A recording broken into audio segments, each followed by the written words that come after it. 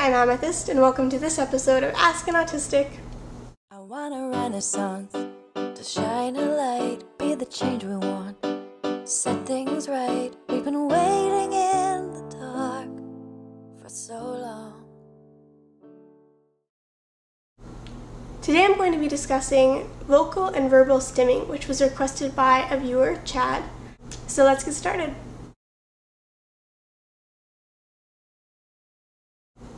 Vocal stimming is stimming that incorporates the mouth and lips and vocal cords as suggested by the name.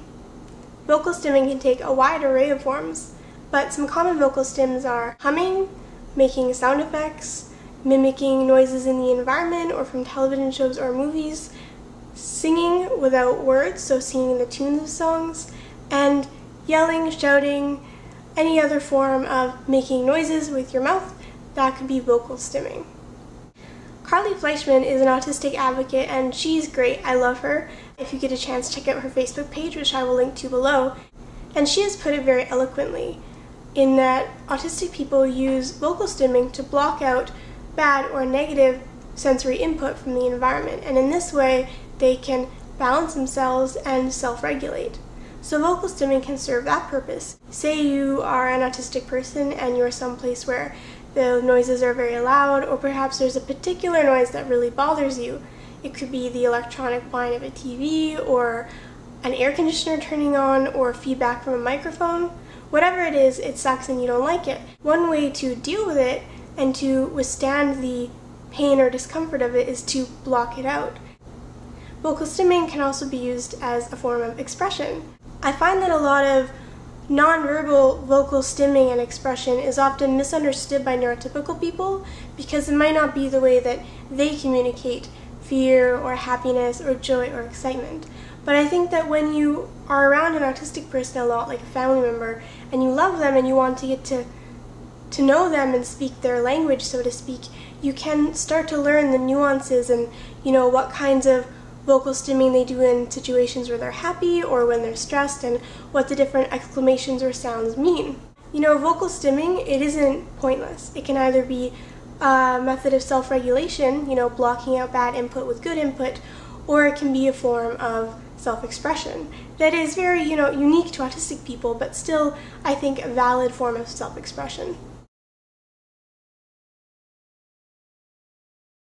I know that parents of autistic children can have trouble with vocal stimming when it reaches ear-splittingly loud. So say you have an autistic child and they vocal stim in a variety of ways, but one of those ways is screaming. They say, should I stop this vocal stimming? Should I prevent them from screaming? And if so, how? And to that I say, unless the vocal stimming is ear-splittingly loud screaming, please don't stop vocal stimming because, it is a method of self-expression and a great way to self-regulate. So, unless you really have to, please don't. If you do need to, say, you just can't handle the screaming yourself or you're in a public place, then I would suggest methods that aren't clicker training. Yes, I actually found a post on the internet, came across it accidentally, wish I hadn't, of a mom who had, as she claimed, effectively trained her autistic child to shut his mouth or to not vocally stim or scream by using a clicker, like one of those things that you train dogs with, and treats. Well, okay, maybe it worked for her, but, please don't use methods to train animals on your children. Autistic people are people still, and, animal training methods on humans, not cool. Anyway, this mom who trained her child with a clicker to stop any kind of vocal stimming expression suggested that all vocal stims are bad and should be stopped because they're, an autistic behavior. Nope, please don't do that. If you really do need to prevent your child from screaming, the best way is to redirect the stimming and give them something better. If your autistic child is screaming for self-stimulation purposes, they want the sound or they like the vibrations in their throat, then you might want to give them something oral to fixate on. Like give them really awesome jewelry or a chewy pendant or something, because if you're chewing on something that's really awesome to chew on, you're going to enjoy that and you're probably not going to be screaming. So that's one method, substitute something better. Every child is different, so if you can find something that entices your child and has to do with, the mouth, lips, teeth, throat area, then that can be a good way to redirect the stimming while still allowing them to stim and self-regulate. For myself, I find chewing gum is very effective.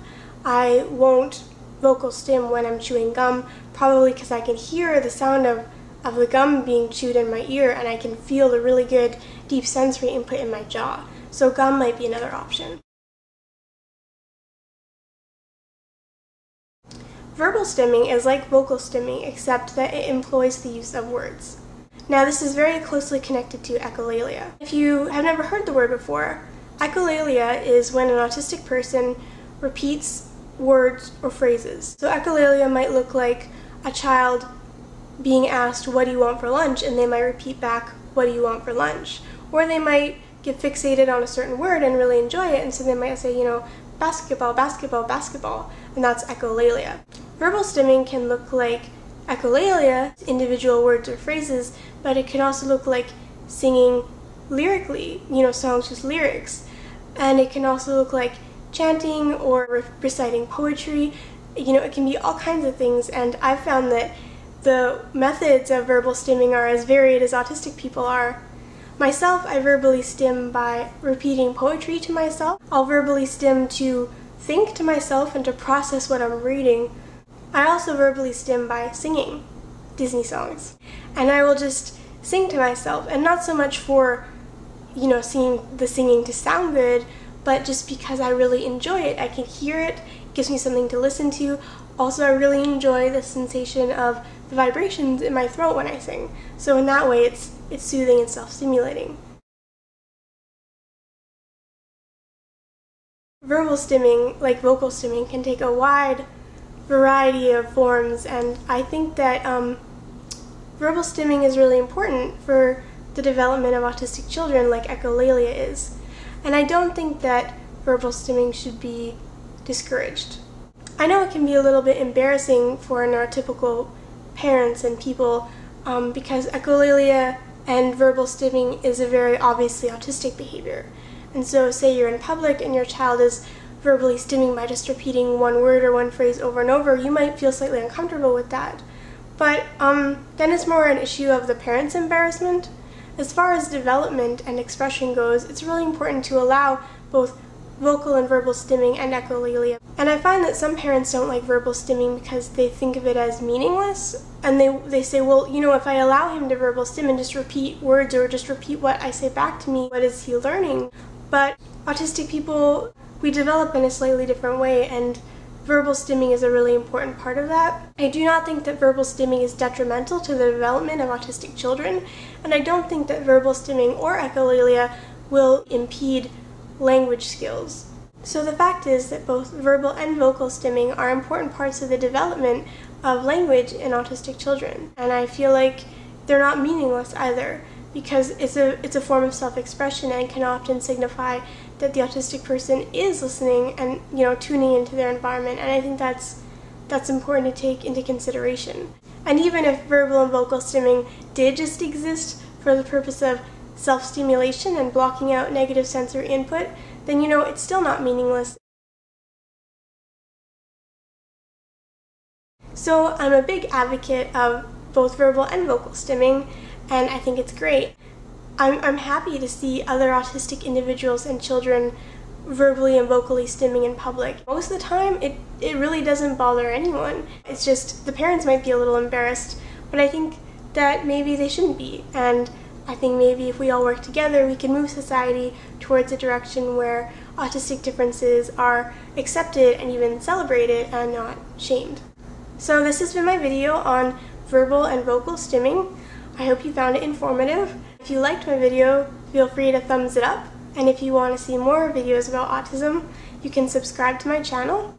I'm updating Ask an Autistic on Thursdays now, but next week my husband and I are going on a short trip, so there will be no video update next week, but the following Thursday there will be a new Ask an Autistic.